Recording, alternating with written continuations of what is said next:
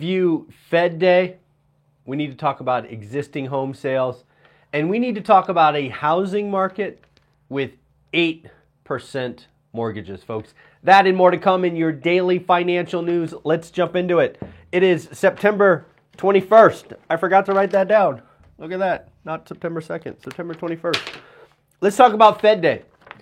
First, I love it when a plan comes together. We got exactly what I was looking for. Frankly, even better, we got what I was hoping for. We got the pause that we've been talking about for well over a month that many people disagreed with, but we got the pause. Second, we got the hawkish of all hawkish answers, right? The velociraptor of hawkish. So much so that the 10-year note jumped yesterday and is jumping again this morning. Also, I got a call from a mortgage broker that I know saying, Michael, 750 credit score, 10% down, owner occupied, the par rate has an 8 handle on it. Yes, folks, the Fed did their job. The Fed has successfully removed those 4 rate cuts that Taylor has been telling us about. I think right now we are down to 2, maybe 2.5 next year. But let's get into what really happened. Because what finally happened is what I've been hoping Jerome Powell was going to do. He basically said, I'm going to break something. Jerome Powell was explicitly asked about a soft landing. And his answer was, I want to make sure I get it correct, a soft landing is still possible, but is not our base case. Now, I believe this is all theater. This is all the Fed puffing up their chest. This is all the Fed, trying to scare the market. This is the Fed using their voice to cause a reaction. And boy, is it working. So, if you look at the dot plot, there's so much in the dot plot. That is where the money is going to be made. 7 of the 19 said, we're done here. No more raising. Terminal rate locked in. 12 said they see at least one more coming this year. That is it. That is where all the votes are. We're either done or one more in 2023. I, again, think they're done. This is all theater. We have so many headwinds right in front of us that there's no chance, in my humble opinion, that they raise again this year. Second, you know that I currently believe that they are going to be on hold all of next year. No rate cuts in 24. If you look at what their dot plot is saying, it is pretty close to that as well, although I think the average makes the first cut sometime in Q4. Higher for longer is here. I believe we are at the high mark. I believe their goal, their hope, it's really their hope. They hope they can hold all of next year. Because if they cut, it's because something nasty broke. And believe me, with where rates are going now, something in the banking system, something in the commercial mortgage-backed securities, something out there could be breaking with the jump in the 10-year this morning. Other things that I noticed is the GDP. The economy is strong. The economy is much stronger than expected. I believe that is true about Q3.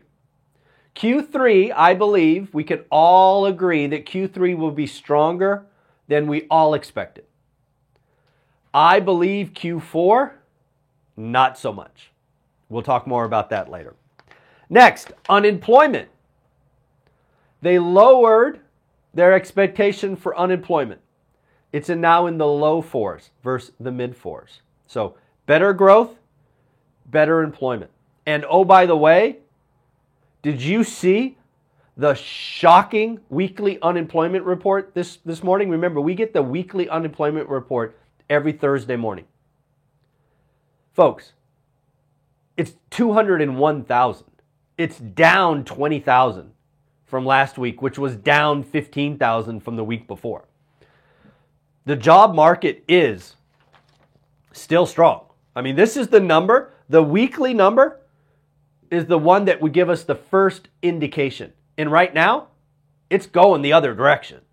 I believe with the strong weekly number is why the 10-year note jumped this morning. They're like, damn, I guess we need more. But again, I think it is theater. I think the headwinds that are about to smack us in October, which we'll talk about in a minute, are coming. Let's see, what else? Yeah. So again, Powell is on record now that he thinks a soft landing is possible, but it is not his base case. Again, I don't believe that. I think he is trying to tell a story, trying to act tough, trying to be tough, trying to be Paul Volcker. That, man, I don't care, not my job, I'm going to break something. I don't think he wants to break something. But I think he has to put on that aura of being that guy. And then again, if the market believes that he is that guy, it will act accordingly, and then he doesn't have to be that guy. So I believe that's the kind of give and take that we are in. So at the end of the day, I don't think the Fed raises again this year. We'll see. Oil prices are a little wrinkle in all of that. And again, I'm standing tall with, I think they will hold. They will try to do something they have never done before. I realize making a call on something they've never done before is very, very risky. The longest pause they've had in my memory is 11 months, and I'm really calling for like 16 or 17 months. So we are going to see.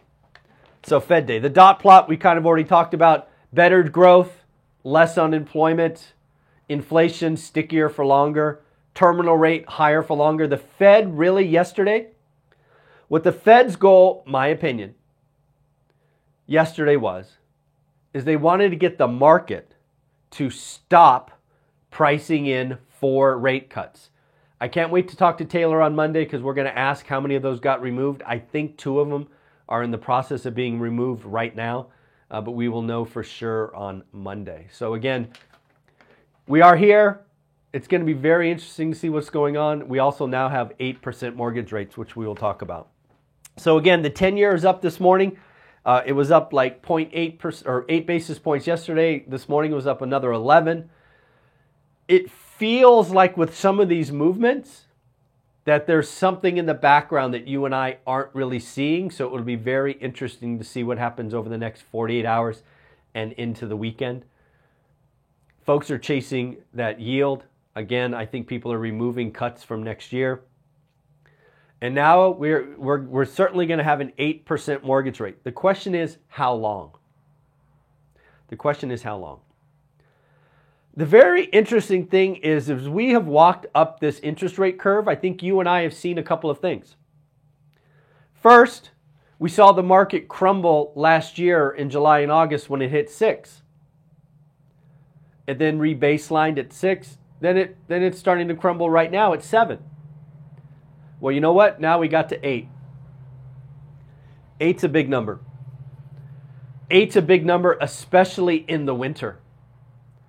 Where are transactions going to go? We just saw last month, I think it was reported last week, 15.6%, let's round it to 16%. 16% of pendings were canceled. If you're in escrow right now and you did not rate lock, are you really going to close? I mean, your rate might be up 0.5 point, might be up 0.75 point. The market's going to get slow. But, this is always a but in housing, remember, the higher rates also reduce supply. Now, as we've learned earlier in the week from the uneducated economist, the 8% mortgage rate is not only going to slow existing homes, but builders will just not build. And when a builder decides not to build, you got to remember that's a unit coming off the market in 6 months. So if we create an air pocket in new builds of say 90 days, what does that mean for next year. The supply picture is so greatly misunderstood and was missed by so many. Everybody looks at housing as demand and affordability, which is record low, and I will say will be the worst ever. You've heard me for a long time talk about 1981 being worse. I believe with rates going over 8%, it will be the worst ever right now. Right now. So that means a lot of people won't buy. Some people will trade down, right? They'll go, hey, we can't afford the home. We'll buy the condo. We'll buy the townhouse. They'll just rent. They'll stay with their parents. It's going to be a very interesting winter. And lastly, remember, if you are a seller in the winter and rates are 8%, I think it is very key to understand you're likely a motivated seller. You need to sell. So if you follow what we do here at One Rental at a Time, you were doing your work, you're watching Days on Market, and you were writing disrespectful offers. I have said many times, and I believe, I do not care if the cost of capital is 10%, 12%, 14%. I will write offers that make sense for me. If the seller doesn't like it, I don't care. They can say no. But you know what? Sometimes you're the only game in town and they have to say yes. Folks, write the disrespectful offers. Write the numbers that make sense for you. Don't overpay. Don't chase. Don't get into bidding wars. Follow up. When you're writing disrespectful offers, you will likely get a no the first time. The third time you follow up, you might get a maybe. Maybe it's the fifth or sixth time you'll get a yes. I've been doing this a long time. I like a slower market. I like finding motivated sellers. It is that simple. In this next 3 to 6 months, if they're truly selling, they are motivated. Existing home sales. So we got existing home sales a minute ago. I have not read the full report because they came out at 7 o'clock a.m. and I start this at about 7:03 or something like that. It looks like existing home sales came in at 4.04 million. That's still above the cycle low of 4.02 million.